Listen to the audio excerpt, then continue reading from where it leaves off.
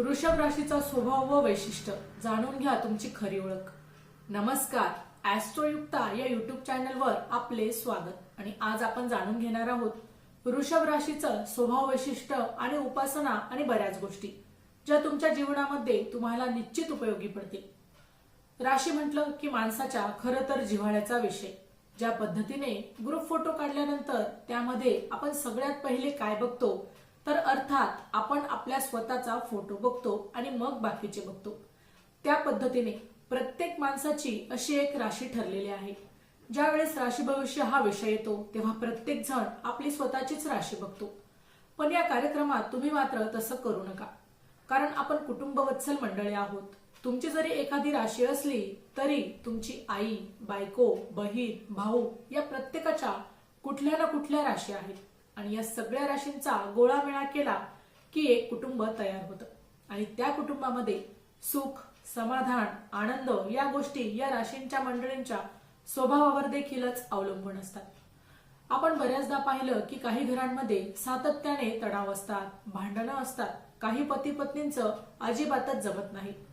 काही पती पत्नी इतके रोमॅन्टिक असतात की अगदी 70व्या वर्षी सुद्धा तो त्याच्या वयस्कर पत्नीला म्हणतो, अगं माझी कवळी कुठे आहे।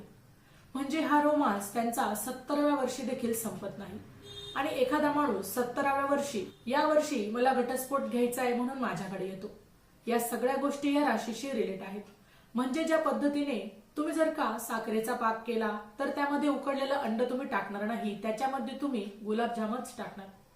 त्या पद्धतीने जशी पदार्थाची रेसिपी असते, प्रत्येकाला प्रत्येक गोष्ट अनुकूल असेल तर त्या रेसिपीची चव सुंदर लागते, सुंदर दिसते। त्या पद्धतीने जीवनामध्ये आपल्या राशी जर योग्य पद्धतीने एकत्र आल्या तर आपल्या जीवनाची डिश सुद्धा खूप चविष्ट आणि आनंददायक बनते। चला तर मग पाहूया या राशींचं स्वभाव वैशिष्ट्य।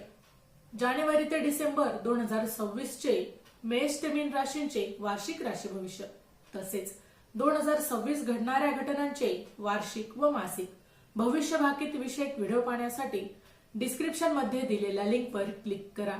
व्हिडिओ अवश्य पहा, व्हिडिओला लाईक करा आणि चॅनलला सबस्क्राईब करायला विसरू नका। वृषभ राशी चक्रातली दुसरी रास। वृषभ राशीचा स्वामी शुक्र। अतिशय प्रेमळ, रसिक, रोमॅन्टिक अशी ही रास, पण फार कष्ट। वृषभ या शब्दातच बैल आहे ना, बैलाला कधीच कष्ट चुकत नाही। मग ते स्त्री असो किंवा पुरुष असो, तिचे कष्ट चुकत नाही। या मंडळींना एक आणखी फार वाईट सवय असते, म्हणजे यांच्या घरात 10 लोक जरी कामाला असतील तरी सुद्धा स्वतःच्या हाताने झाडून काढल्याशिवाय यांना काही समाधान होत नाही, मग तो माणूस किती मोठा असेल। वृषभच्या माणसांचं आणखीन एक वैशिष्ट्य म्हणजे यांच्या हाताखाली 10 लोक कामाला असू द्या, परंतु जोपर्यंत हे स्वतः त्या कामाला जात नाही तोपर्यंत ते काम काही पूर्ण होत नाही। कष्टाळू असतात तसेच कष्ट टाळू देखील असतात। ज्या पद्धतीने एखाद्या वृषभाला म्हणजे बैलाला आपण म्हणतो ना, हल्या हो आणि त्याला चाबूक मारतो, पण तो बैल काही जागचा उठत नाही। थोडक्यात त्या बैलामध्ये रगेलपणा येतो। त्यांच्या मनात आलं तर तो 100 एकर नांगरेल, पण त्याच्या मनात नाही आलं तर तो जागचा उठणारही नाही। अशाच पद्धतीने तुमचा देखील स्वभाव असतो। त्या बैलाला नांगरताना फटका मारला तरी जीवाशिवाची बैल जोडी गाणं म्हणत म्हणत तर त्या बैलाला नांगरायला लावलं तर तो 100 एकर नांगरतो। म्हणजे बैल कलाप्रिय असतो, तसेच वृषभाचे लोक देखील कलाप्रिय असतात। ब्रँडेड लाईफ जगणं, चांगली गाणी ऐकणं, शास्त्रीय संगीताचा अत्यंत आस्वाद घेणारे आणि नुसतं शास्त्रीय संगीत नाही बरं का, नटीने मारली मिठी हे पण या मंडळींना आवडतं।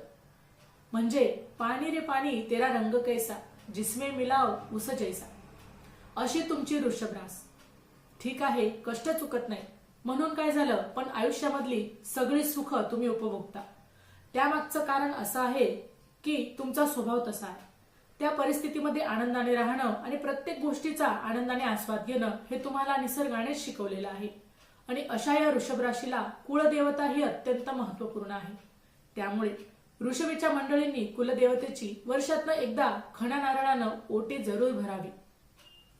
पुरुष कुलदेव असेल तर त्यालाही वस्त्रदान करावे, त्यालाही त्याचा मानपान करा। काही लोक ज्योतिबाला जात असाल, खंडोबा असेल तर त्याला बेल भंडारा उधळावा। आपल्या कुळाचाराप्रमाणे आपल्या कुलदेवीची केलेली सेवा ही वृषभेच्या मंडळींना अत्यंत उपयुक्त ठरते। कोणताही देवीचा मंत्र, ओम ह्रीम श्रीम लक्ष्मी नमः हा मंत्र देखील रोज 108 वेळा जपला तर तुम्हाला धन, धान्य, यश, सुख, समृद्धी कधीच कमी पडणार नाही. देवीची उपासना, कुळदेवीची उपासना तुमच्या जीवनामध्ये यश आणेल यात मला पूर्ण खात्री आहे. जर तुम्ही पायराइट नावाचा दगड तुमच्या जवळ ठेवला किंवा पायराइटचं तुम्ही ब्रेसलेट जरी वापरलं तरी धन आकर्षणाकरता वृषभेच्या मंडळींना ते उपयुक्त ठरतं. हिरा खरं तर तुमचं मूळ रत्न, पण तुमच्या पत्रिकेमध्ये शुक्र योग्य असेल तरच हिरा घाला, अन्यथा त्याचे दुष्परिणाम देखील होतात. माहिती आवडली असेल तर अवश्य शेअर करा. अशाच प्रकारची नवनवीन राशीविषयक माहिती मिळवण्यासाठी आमच्या ॲस्ट्रोयुक्ता या युट्यूब चॅनलला अवश्य सबस्क्राईब करा. पुन्हा भेटू राशीचक्रातल्या तिसऱ्या राशीसह म्हणजेच मिथुन राशीसह. तोपर्यंत श्री स्वामी समर्थ.